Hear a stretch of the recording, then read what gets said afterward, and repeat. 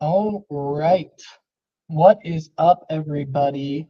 Nick Skull Fractillions, what is up? Erica Gloom, who else we got in here? Fearlicia, what is up? We are gonna kick off the second Decentraland Builders stream. So first, before we get into Blender, a little bit of a review of the basics that we went over last week, and some of the items that we're going to go over this week. Wanted to just emphasize again that the first builder contest is live. So that is going to be live until this coming Friday. So about 5 more days for submissions.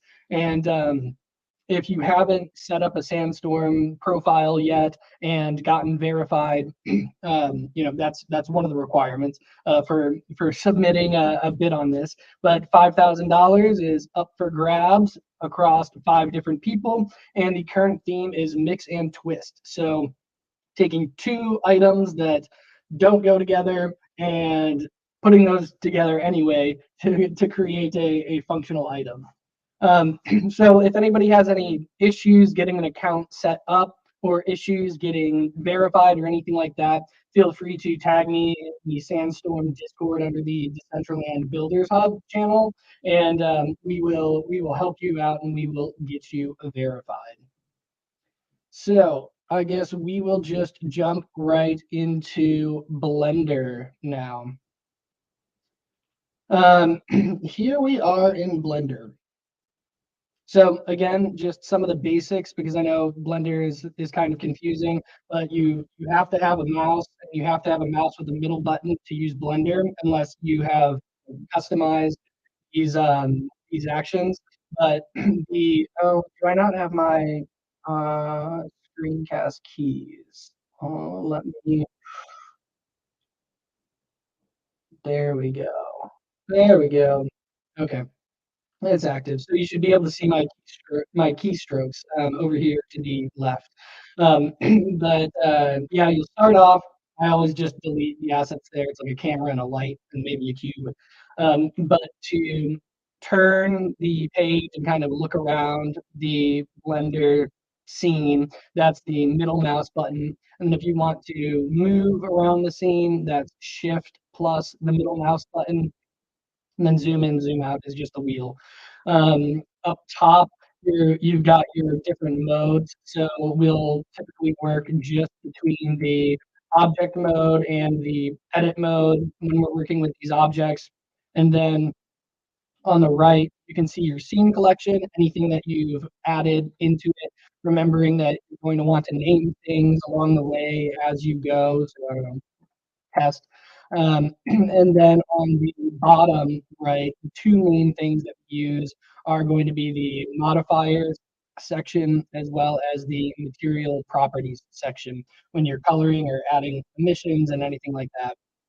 Um, if you want to change your view of the assets, because remember, these last two are the ones you really have to be in if you want to see your materials that you just applied. And the first one is going to be your wireframe. And then face orientation is going to be under the viewport overlays. We'll do that again. Face orientation so that you can look through your colliders and make sure it's all set. And then since Decentraland does have scene limitations in terms of how many materials and poly count and everything that you can put in, you can actually turn on the statistics as well. So under viewport overlays, under the guide, you can turn on statistics and you can see that we have 8 verts, 12 edges, 6 faces, and 12 triangles. So as we go through this, you can kind of take into consideration how big a scene would have to be in order to use some of these objects. Somebody's saying that there is an echo. Does anybody else hear an echo? I want to make sure we're good. Could be very annoying if I go this entire time with an echo.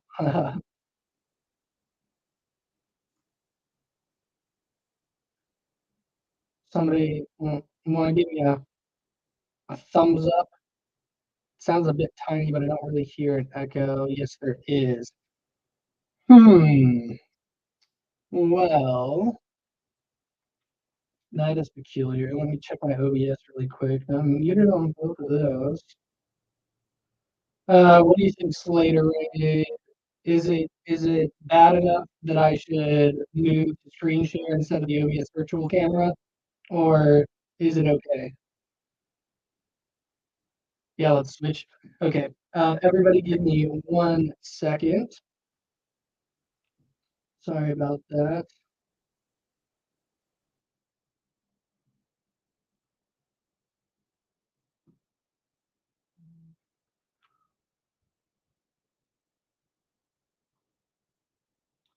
All right.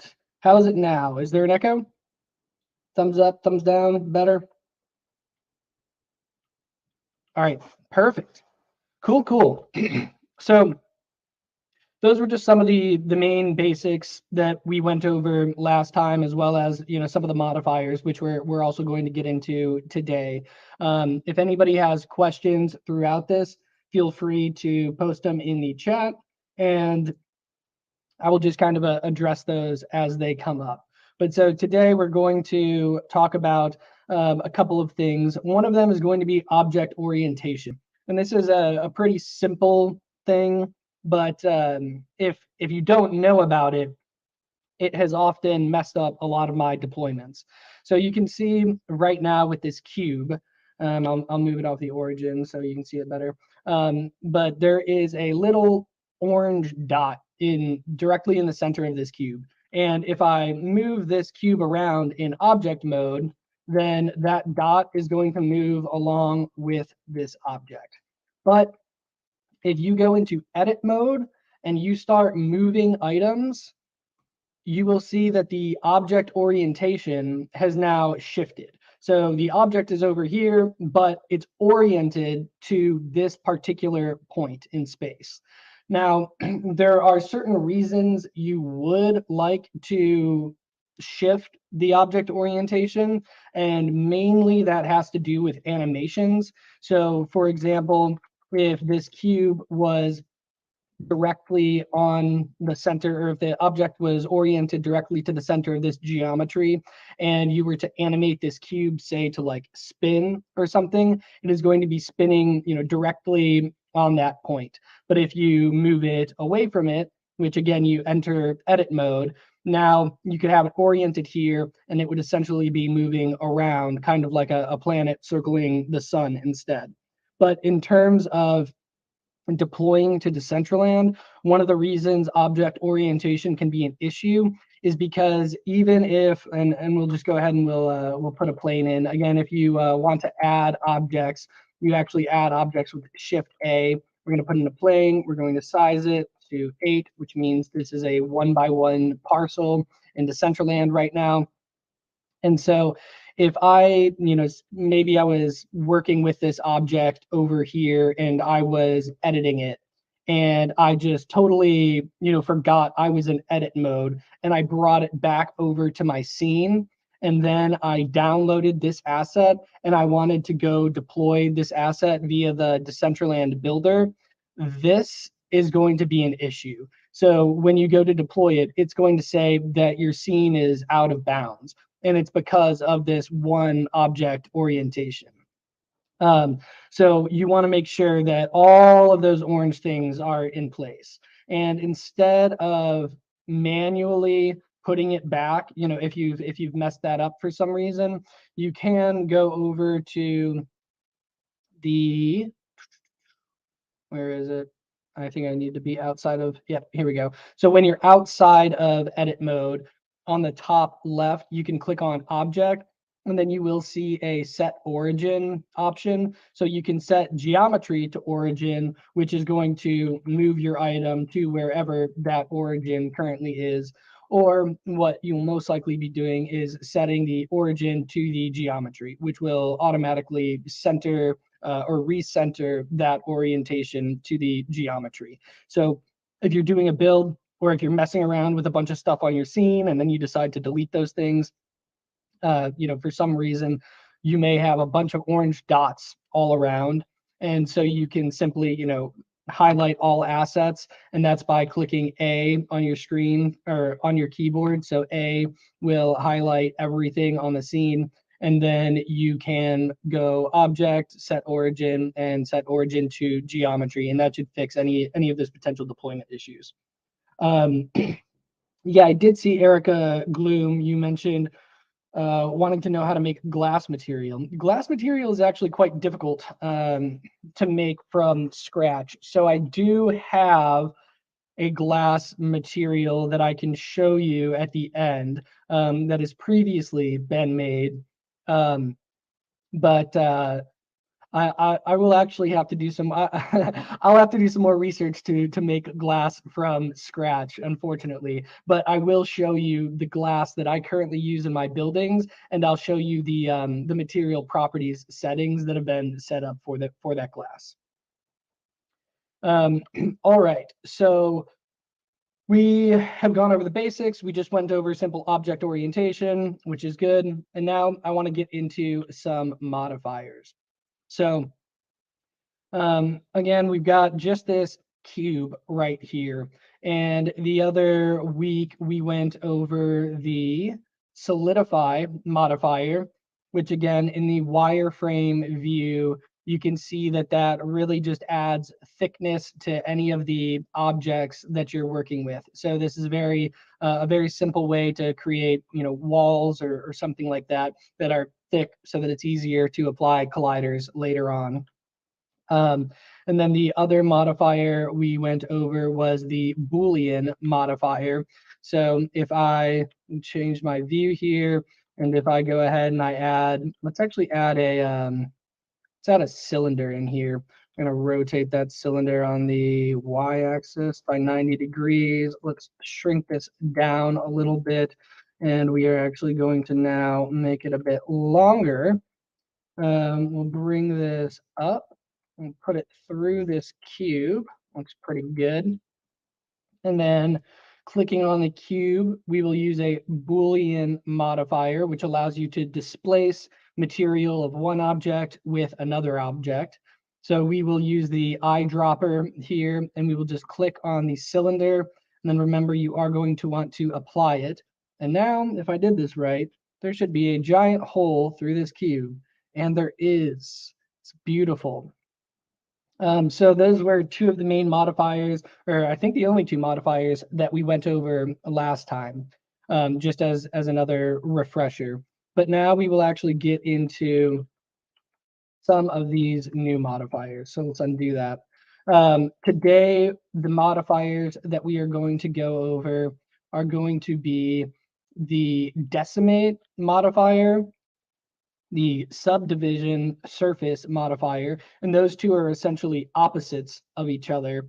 And then we are going to go over the Array Modifier, which is very helpful if you're making things with repeated features. So if you're making a staircase, that's a very typical time to use the Array Modifier. Trust me, you can make a staircase by making each individual step. And the Array Modifier is a lot simpler. But all right, so first off, we're going to start with this cube, and we are going to use the subdivision surface modifier. And when we do this, I want you to pay attention to the triangle count over here, because that is going to change, and that can get you into a little bit of a sticky situation if you're not paying attention to that. So the subdivision modifier subdivides what is currently there. And there are different levels here. So as you increase these levels, it's going to subdivide this more and more. And you can see that just from one level of subdivision, we have nearly tripled the try count, over tripled the try count, actually. And if we really make this smooth, we can go to the wireframe mode, and you'll see it looks, if you're in the wireframe mode, it looks almost like a volleyball. And so you might not think, unless you have the statistics up, you might not think that this has added a lot to your try count, but that's just because you have not applied the modifier yet. So if we go back to our view, again, you can see just how exponentially the try count is going up. So right now, just this single ball that we have taken a cube and turned into a ball would require a 5-parcel estate to deploy, because there's a 10,000 poly count limit or try count limit on every parcel. So this one object would not be able to be deployed.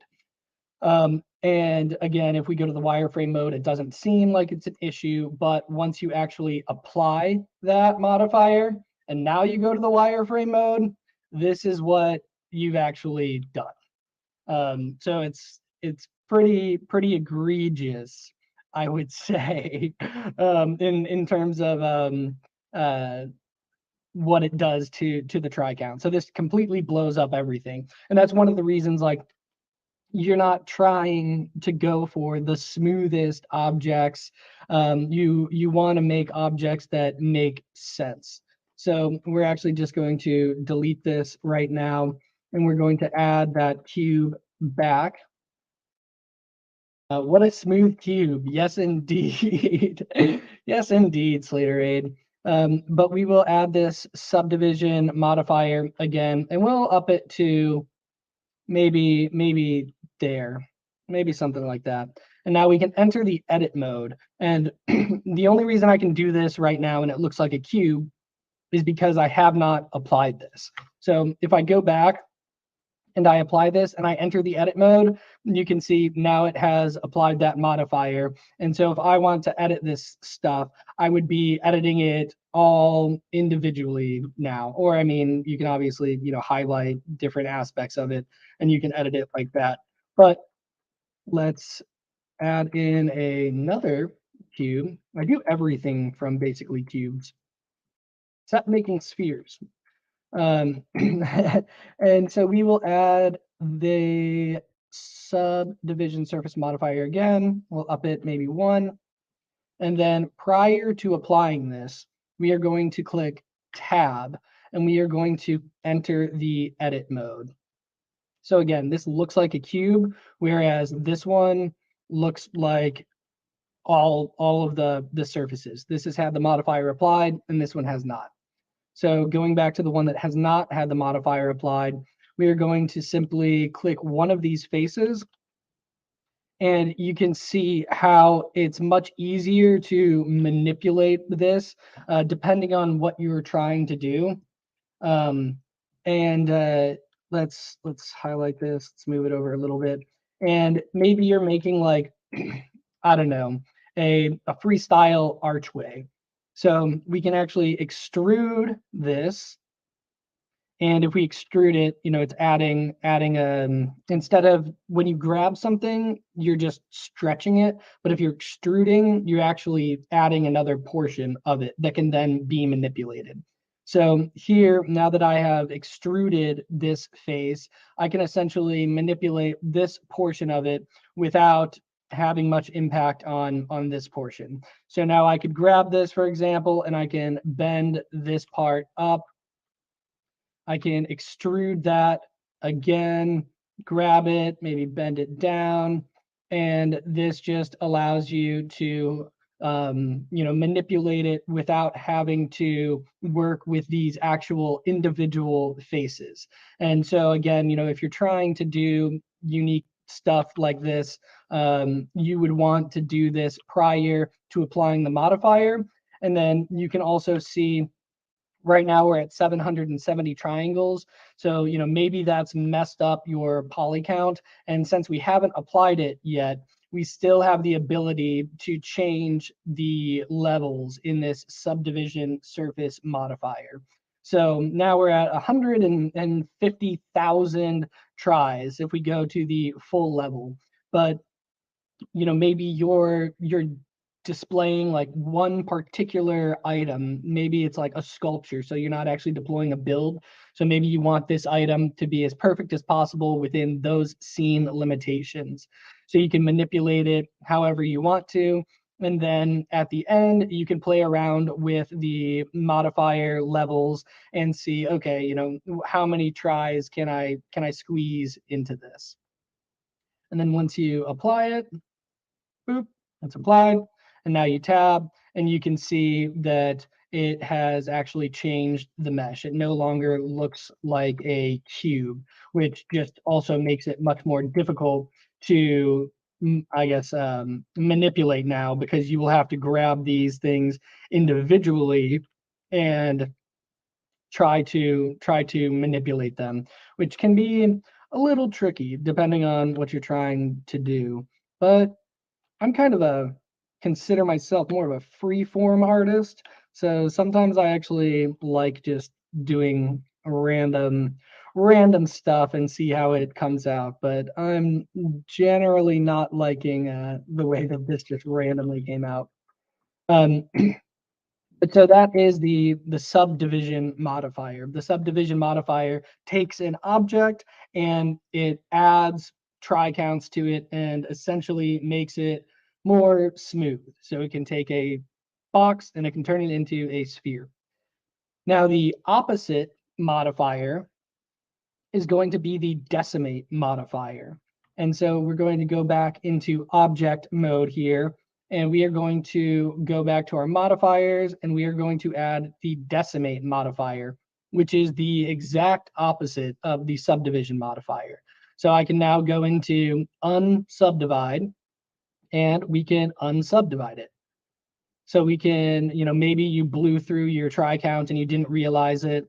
So you can go back and reduce that try count. It's coming out kind of cool. You can actually unsubdivide it beyond, like this would be what it's unsubdivided to if you were messing around with just a cube, but you can even go a step further and unsubdivide it even more. And actually that looks kind of neat. Can I unsubdivide it more? I can. Oh, this is literally just I don't even know how that's 200 triangles. That looks like it should be like 10 triangles. Oh, you can just keep going. Oh, that's crazy. I didn't realize how many iterations you could go through. But that is the decimate modifier. So, you know, if you have built something and you then realize that, wow, I've blown through the try count, you can go through the different objects on your scene. Maybe some of them you care more about what they look like and the clarity in the item. And so you can go through different objects and just kind of play around with unsubdividing some of those assets so that you can get your scene within the try count limit that you want it in for deployment. Right now it looks like I've made, I don't know, maybe like a bridge arch. See, I can duplicate that. You can make a staircase here. Delete that. It's going to be kind of hard to make a staircase between these, but those would be kind of cool railings if I were doing it customly. But that will actually take us to our next modifier. I just want to make sure I'm not missing any questions as I go along. Erica Gloom, you're at 5242 with try count. And so you're about halfway to a one parcel scene limit there. So again, you know, depending on what you're developing, if you're developing a full scene, then you've got a decent amount of room to play around with. But if you're developing just an asset for somebody to drop into their scene, then, you know, you want to make sure that the other person's scene can handle it, or I guess that person would want to make sure their scene can handle it. But now that we've got these kind of railings that are going here, which I was not actually intending to do, but I do like the way it looks now, we are going to look at the Array Modifier. So I'm going to go over here. I'm going to add in a cube. We'll bring it over to what would essentially be the base of these stairs, scale it down on the z-axis, and what is that, 0.3 meters? What, that's like a foot? Is that, yeah, it's about a staircase. Let's bring these up a little to match with that. Raise it up. All right. Now we are going to size this again on the y-axis. Maybe we'll size it actually a little bit more, because I'm thinking what could be cool. I'll size that down a little bit. I'm thinking what could be cool is if we could make it look like there are actual like cutouts for these steps in this railing, since it's such a deep railing. So what I was thinking, this would just be a way to use the Boolean modifier. You would essentially have your first step here. Looks pretty even to me. Maybe a little bit more that way. And then let's see, we take this Boolean modifier. Let's get rid of that modifier. Get rid of that. Boolean, apply it to this step. Click apply. It only applied to the left one. But okay, so we've got a cutout in that step now. So let's apply it separately to this other one. Again, we'll do a Boolean modifier, object, step, apply. Now we should have cutouts. Yeah, so it's kind of cool. It reminds me of like if you're going to do, I don't know, if you're putting like, if you've got wood railings or something and you're putting these steps in, you would cut out like the inside and you would put this wooden step in there. And so, you know, just additional detail to add. And maybe you could actually size this down a little bit now and bring it down to, we'll size that on the z-axis, make it a little bit smaller. And then we'll put that at the bottom. And then you could actually make it look like these steps have been set into this archway here.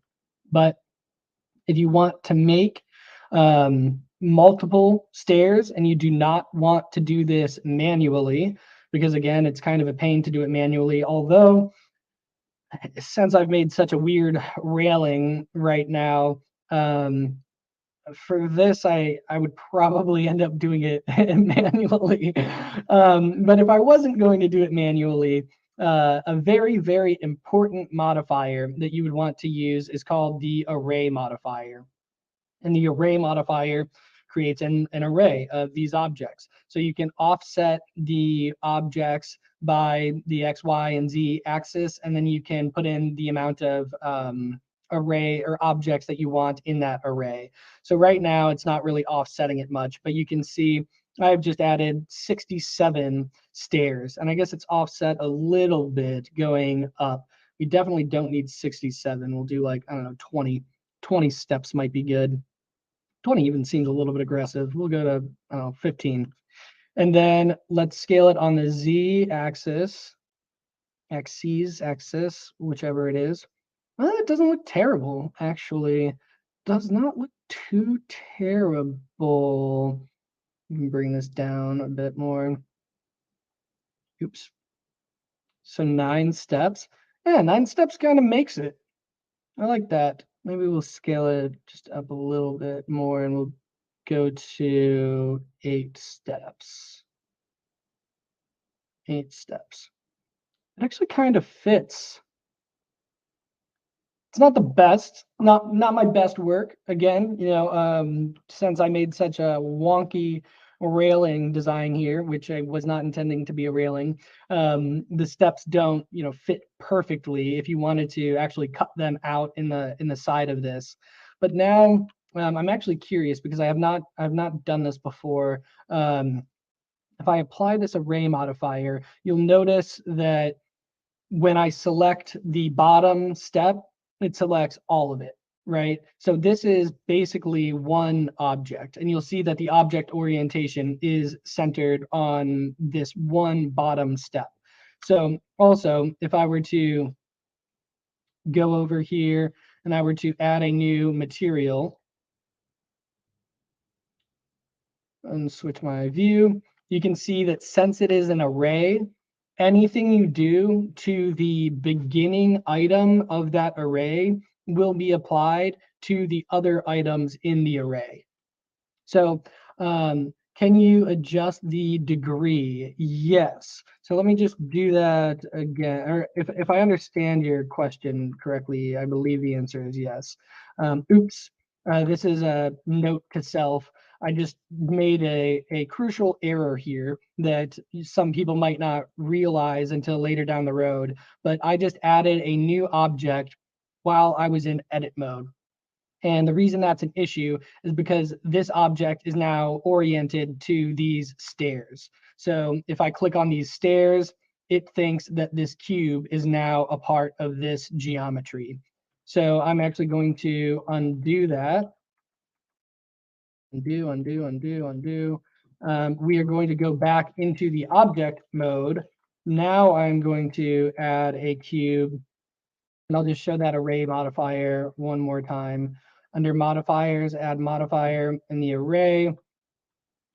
I believe, well, I guess by degree, what did you mean? Can you adjust the degree? Because I guess the way that I look at it is like Z, Y, and X are kind of the degree at which you are offsetting things.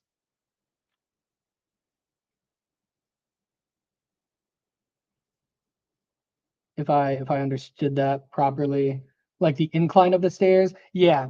So for the incline of the stairs, that would be impacted by the Z factor here. So you can make the stairs descend, you can make the stairs ascend, and it increases the distance and the incline of the steps as you increase that. Same with the X and Y factors as well. So I hope that answered your question. But again, if you are, let's decrease. No, let's decrease these. Okay, so if we're looking at this, again, once you've applied an array modifier, anything you do to the bottom item or the initial item of that array is going to be applied to the remainder of the array. So we had just shown adding a material. Why is that being weird? 1 second. There we go. We'll change the color of this, and it is all red. Now, if you didn't want all of it to be red, like in one of my buildings, I've got staircases that look like kind of a gradient blue, and I did have to manually change the color of each step in that staircase.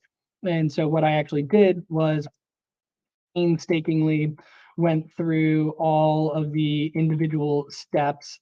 And then I actually, after I had used the array modifier to create the staircase, I went through and I literally separated every single step. And so this became step 2.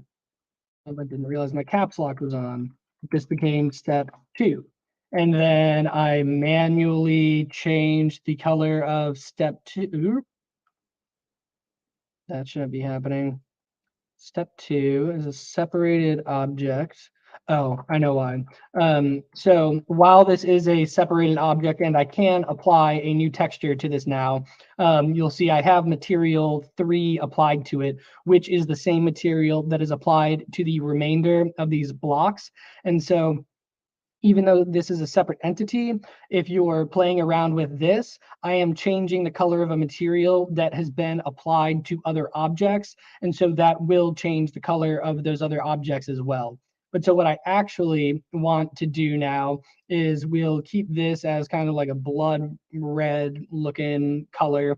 And then on just this step 2, I'm going to remove the material. I'm going to add a new material, and then I'll make that one a little bit of a different color, maybe a little orangish. And then you can, I would probably name this as well, step 2. And I would manually go one by one, separating all of these different objects now that they have been created and they're oriented the way that I want them to be. And I would color them the way that I want to color them. And I would associate the color with the step, just for simple reference later on. Is it possible to make it curve as opposed to be a line? Yes, it is possible to make it curve as opposed to being a line. Let me see really quick. You're putting me on the spot a little bit because I believe it's going to require an additional modifier. So this might be something I have to address offline or in the next one, but let me see really quick if I can do this. If I wanted to add a screw modifier, and then I wanted to scale that vertically. Oops. Should really turn off notifications. That's not doing what I wanted it to do. One sec.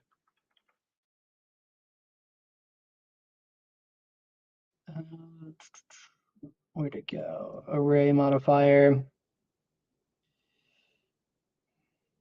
So I believe the way that you would do this is on an object offset.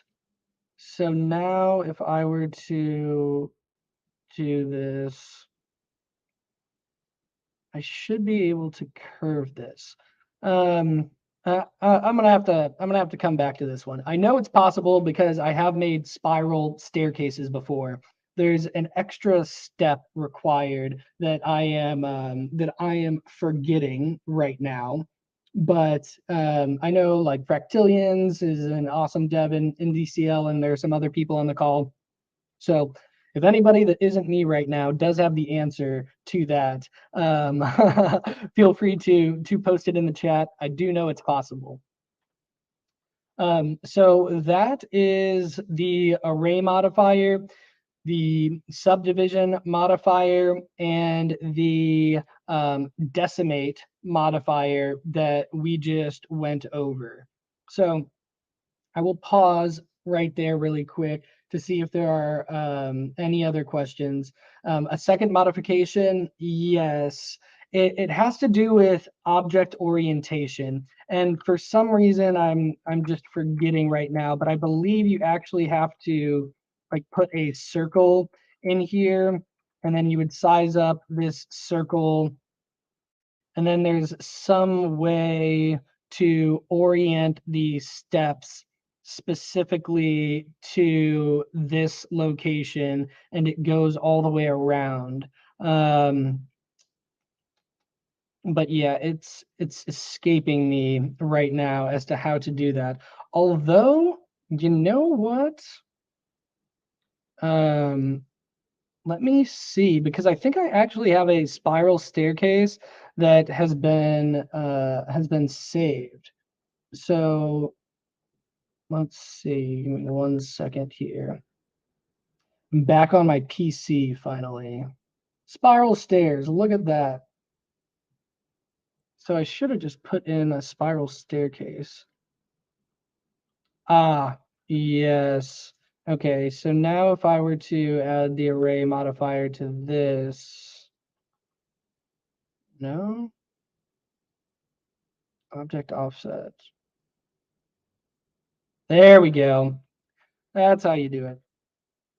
So I've got an empty in here, and I'm using the just the array modifier, but instead of having it on a fixed offset, I'm actually using an object offset, and I'm associating the object offset with this empty that has been put in. And to insert an empty, that is under Shift A for add, and then down here empty, and then you put in a plain axis, and now you've got your empty there. So you can associate it with that, and that is how you can make spiral staircases. Boop, we can go up, however tall we want. It's pretty tall. It's actually, that's 42 meters high right now. Let's see, what if I do like 2,000? 47? 47 meters high? Oh, it's really getting scrunched up at the top there. That looks a little bit better. Still getting a little scrunched at the top. But yes, so that is how you would do that.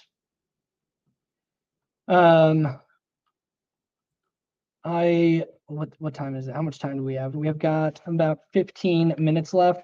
So I'm going to add in another building really quick. I'm going to add in actually my current building that I've been working on alongside Cyclopa, a great dev in the space. And we'll bring this in here. Should have gone in. Try one more time. Import GLTF. Are going to import my building. Technical difficulties. Let's try one more time. Here we go. Okay. So here's my current building. And again, going back to object orientation. Oh, actually, this is not my current building. This is a previous version of my current building. But going back to object orientation, you can see every single one of these objects has an orientation. And so at one point, like for example, I don't know why this guy's floating around here. I'm not sure. That looks like that's not oriented properly. Oh, and that would make sense.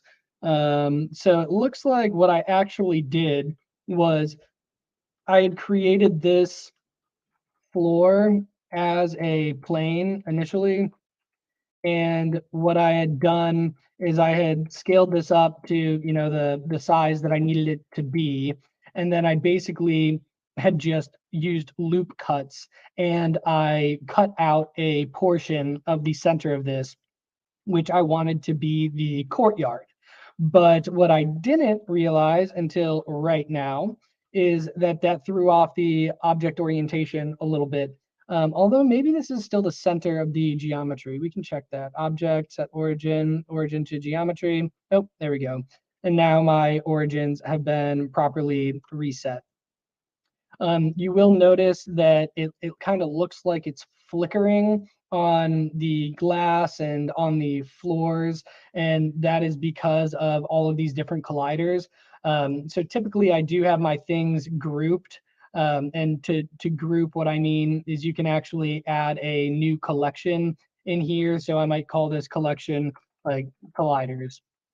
And then you can take a bunch of items and you can put it under a specific collection.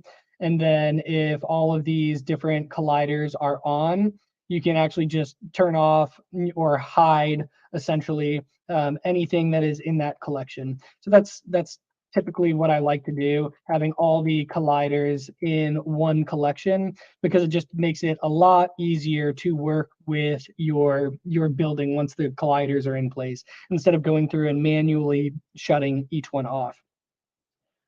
But I know there was a question about glass. So this is the current glass that I use. And I believe this, I either made this glass a long, long time ago, or somebody made this glass for me. But now that I have the glass, I can take any material, or sorry, any object I want. For example, these steps. So maybe I want glass steps. Like maybe, yeah, maybe I make these black. So let's make these black. Let's add that black texture there as well. And then maybe I want glass stairs that people can see through. So I'll go over here and I've got the dark glass material. And now if I grab all of these items, ooh, why did I accidentally duplicate these? Let's redo that. I accidentally duplicated this. Delete. There we go. This needs to go. Where is this one located? This one needs to go. Now we should be able to grab these 3 items, and you can see that these stairs are now glass steps. So I didn't have to make that from scratch because I obviously already have it, but it looks like these are the settings for this glass. So it's a combination of what you want your base color to be.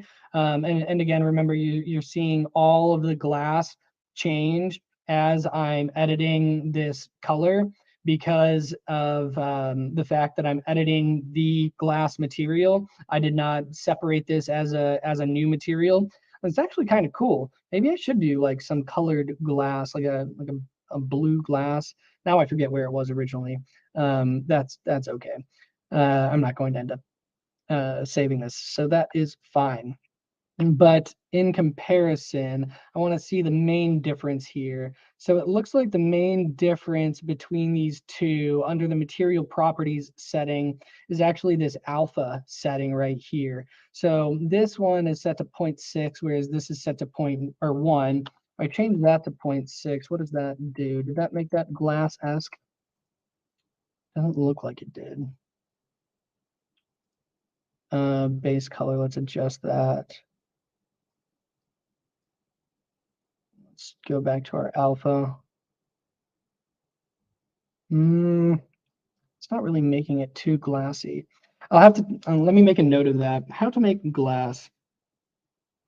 But in the meantime, I'm more than happy to share my glass textures. How to make glass texture. Let me see if I can just figure out anything else that might be different here. Principal, nodes, volume, none. Port display. Okay. So they've changed this as well to a different color. Under custom properties, is there anything here? So it's an HSV.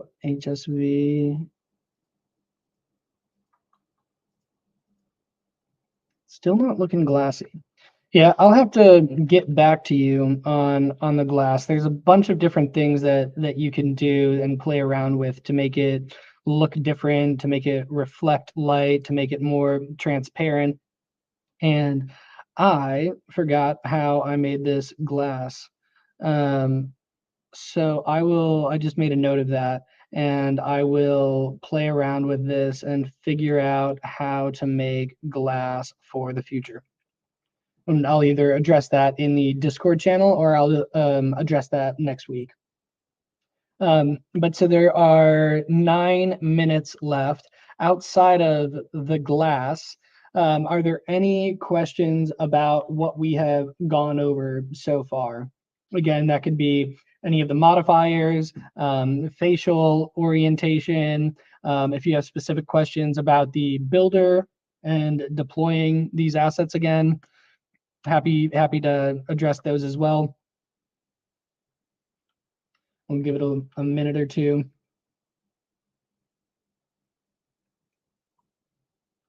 I guess while I'm waiting for some more potential questions, we can go over emissions again. So you can see I've got, this is what I was talking about last week, was the trim in the building.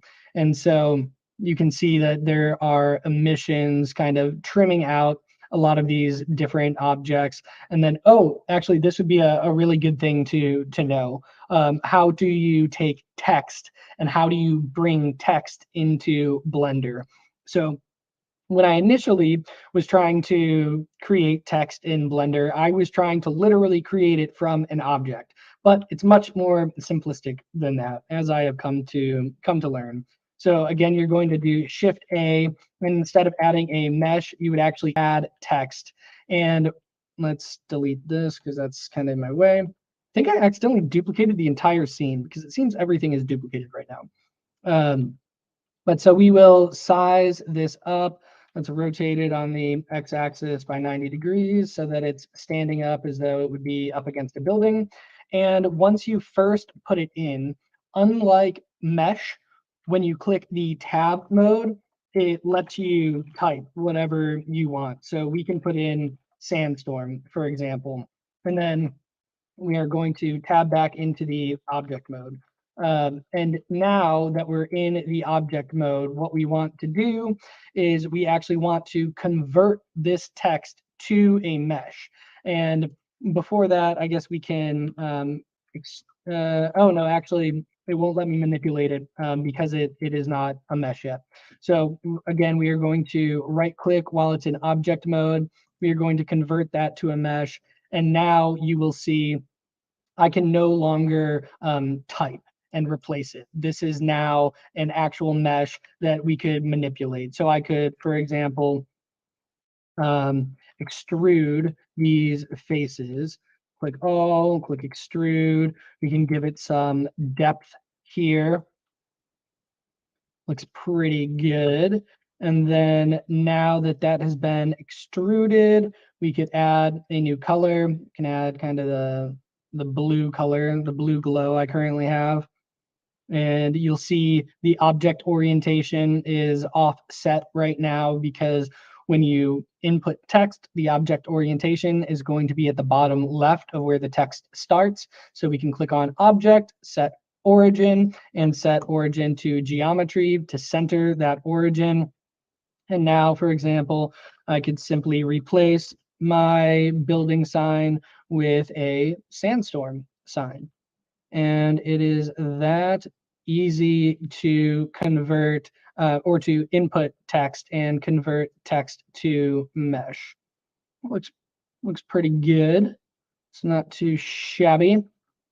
And then again, once it's in mesh, you can manipulate it how you would just a simple cube. I bet we could even put an array modifier on here. I wonder what that would look like if we had an array modifier.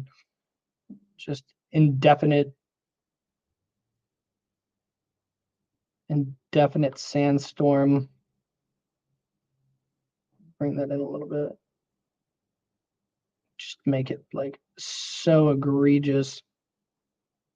Oh wow, that really is going on for quite some time. But yeah, now we've got 190 sandstorm words. So I don't know, maybe if you were trying to make like a mirror effect on your object, you might be able to use an array modifier. to help out with kind of like a mirror effect of some sort. But yeah, the array modifier can be applied to anything. That's actually how we created the bookshelves as well. I had originally created these bookshelves by creating a cube, and then I sized this cube up to what I wanted it to be from a bookshelf perspective based off of how tall I wanted the shelves to be and everything like that. And then I actually very meticulously went through and I had loop cut all of this so that there was essentially these outlines of a bookshelf. And once I had it where I wanted it, come on, the loop cut sometimes acts up on me. But so for example, this would be me making like one shelf. And then I literally did this manually. And if we go back now to the click mode, click on the face, and then I manually took these and I inset the faces. And that's how I had initially made the bookshelf. And then I laid the texture on top of this in order to make it look like there are a bunch of books there. But the much more simple way to make a bookshelf was to create one single shelf and then to use an array modifier to get it to the height that you wanted it to be. So I knew how tall I wanted it to be, and knowing I was going to use the array modifier, actually Cyclopa helped me out with that. We scaled one shelf, and then we knew we wanted it to be, I think it's 15 meters tall. And so we sized each bookshelf based off of how many shelves we were going to need to get to the height that we wanted it to be at. So again, that was using the array modifier. And the main way that you can tell that we use the array modifier is because you can see, again, the object orientation for this is set to the very first step and not set to the center of this mass. So after using the array modifier, I came through here and I individually imaged all of these different shelves. So I had separated those selections, and then I had applied the different images to them. All right, 2 minutes left. I think we've covered everything for today. If there are any other questions, how would you save your glass material or any materials to use for later on another project? Good question. What I do is if I have an object that has previously been created and I know I want to use some of the stuff, like for example, these columns, I might want to use these columns. So if I'm starting on a new building, I will literally just import the old asset. And when that asset gets imported, it comes along with all of the materials that that asset uses. So I would then take those materials and I would apply them to objects that I'm currently working on. And then once I've developed and used all of the things that I want from the initial asset, I just delete whatever I was leveraging.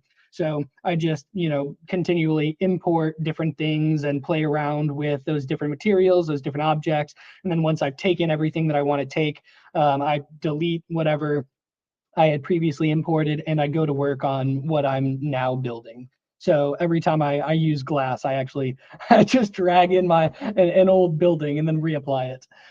There's probably a more efficient way to do that. But that's how I go about it. I like to re-leverage stuff for sure. And again, just a reminder that the Sandstorm DCL or Decentraland Builder Contest #1 is going on. Submissions are open through this Friday, so you've got 5 more days. $5,000 are up for grabs, with first place getting $2,500. And you're going to take 2 assets that aren't associated with each other, associate them with each other, and make something that could be usable in real life. So again, submissions are open through this Friday, and we are looking forward to seeing what you guys are putting together. I think I have a revolutionary design that I'm currently working on, so I will showcase that next week. But thank you, everybody, for joining this stream. Again, if you have any questions, just put it in the Discord. If you have any issues getting set up or verified with your Sandstorm profile, tag me, let me know, and we will get you verified. But other than that, I will catch you guys next week. Thank you all.